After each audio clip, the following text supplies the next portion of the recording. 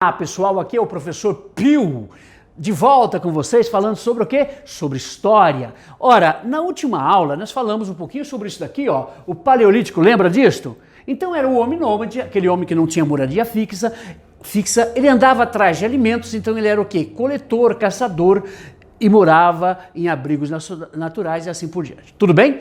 Pois bem, pessoal, depois vem um outro período que nós chamamos de Neolítico. Lítico continua sendo pedra, lembra lá? Lítico, pedra.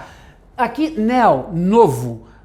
Costumamos chamar de polida, tá? Por quê? Porque boa parte dos instrumentos desse período que chegam até nós através de pesquisas, o que é? São instrumentos elaborados, melhor elaborados, onde o homem vai o quê? Polir isso aí, pega uma pedra, esfrega na outra. Já não tem mais aqueles instrumentos, ou seja, tem também, claro, aquele instrumento que ele bate uma pedra na outra, pegando cacos, né?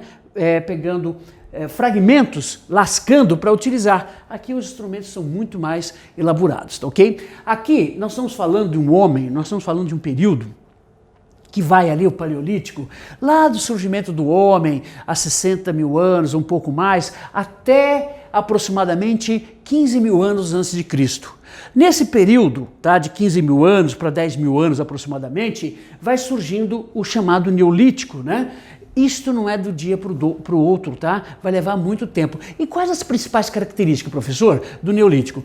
O homem passa a domesticar os animais. Uau, professor, que é isso? Ora, lembra lá, pessoal, que ele era caçador e coletor? Ora, ele passa a pegar alguns animais e domesticar, tá? No dia a dia, isso vai facilitar muito a vida dele. Se ele quer leite, ali tem uma vaca, não é? Se ele quer o quê? Se ele quer comer uma carne melhor, olha, ele cria um porco, por exemplo, que era selvagem, e vai comer a carne desse porco. Então, a qualidade de vida vai ser maior.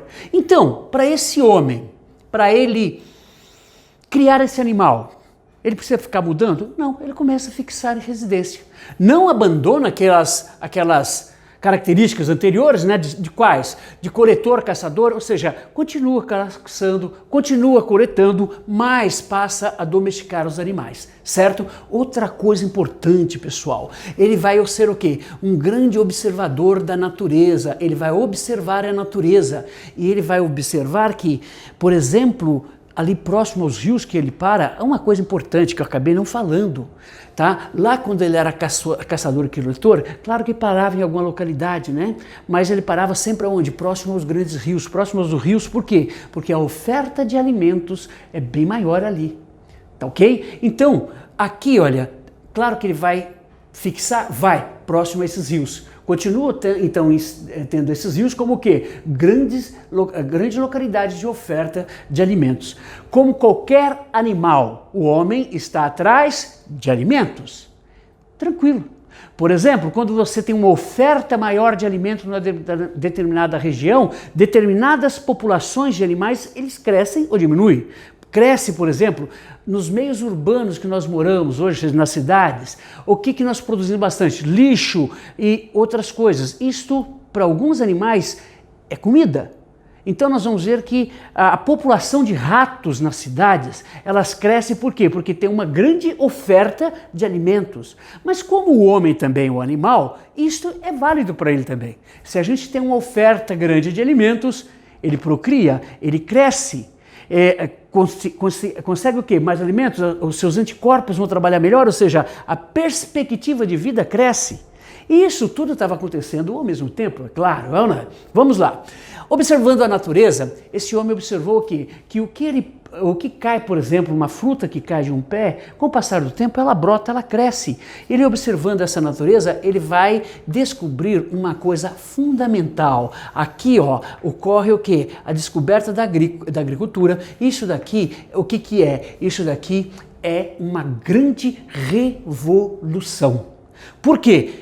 Agora ele não precisa ser tanto coletor e caçador, continua, mas ele vai plantar algumas coisas, vai domesticar alguns alimentos, por exemplo, o trigo, né? O trigo vai ser fundamental para essas primeiras populações, eu estou falando aqui do Oriente, né? Estou falando dessa região daqui da África, aqui nós temos, por exemplo, o Egito, onde vai se formar o Egito, daqui a pouco a gente vai tocar nesse assunto. Ora, ali ele vai domesticar o trigo, que era selvagem, ele vai ver qual que é o melhor para se adaptar à região e vai crescer, vai conseguir produzir em larga escala. Por sua vez, quando a gente pensa, por exemplo, do arroz, né, lá na China, na Índia, naquela região, basicamente a região da China, ele vai domesticar o arroz, né? Daí a base da alimentação local. Manjou? Manjou? Poxa, quando você pensa no Brasil, quando você pensa nesse processo aqui no Brasil, a domesticação da mandioca, né? Enquanto você pensa também nos povos andinos, dos Andes, a domesticação da batata.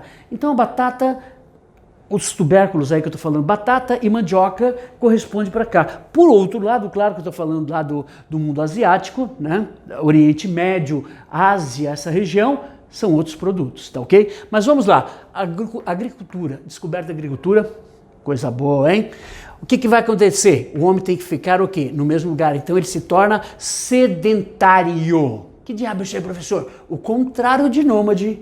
Ser dentista? Não, manezão. Sedentário. Está no mesmo lugar, tudo bem?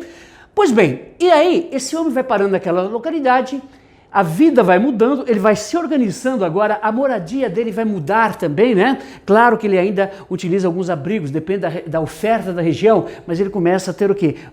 Vai ter, vamos dizer assim, moradias mais elaboradas, tá ok? Constrói cabanas, vamos dizer assim, geralmente dentro de lagos inicialmente, para quê? Para se proteger dos ataques dos animais. Ele faz uma ponte, durante o dia ele vai e vem, à noite ele puxa, né? Utiliza ainda o fogo para espantar esses animais. Aqui, voltando lá, claro que esse homem aqui ele vai fazer pequenos abrigos também para ele sobreviver durante determinada localidade. E o homem vai se adaptando.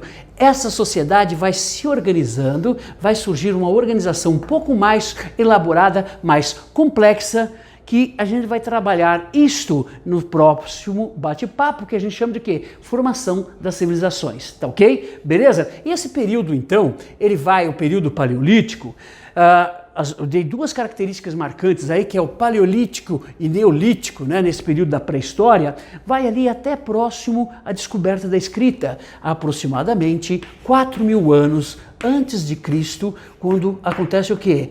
A descoberta da escrita, ou seja, que é uma adaptação. A gente vai falar disso na próxima aula. Até lá, valeu, um abraço.